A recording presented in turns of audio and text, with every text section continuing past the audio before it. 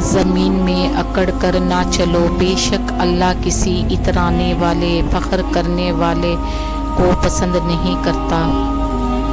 غرور اور تکبر انسان کو گمراہی کی طرف لے جاتا ہے۔ جو شخص اللہ کے لیے عاجزی اختیار کرتا ہے، اللہ اس کا مقام بلند کرتا ہے۔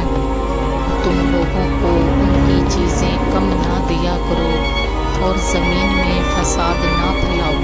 جو بندہ غرور میں آ جاتا ہے، اللہ اس کی قدر کو زمین کے نیچے لے آتا ہے، اور اللہ کو پسند نہیں جو کوئی بھی مغرور اور فخر کرنے والا ہو۔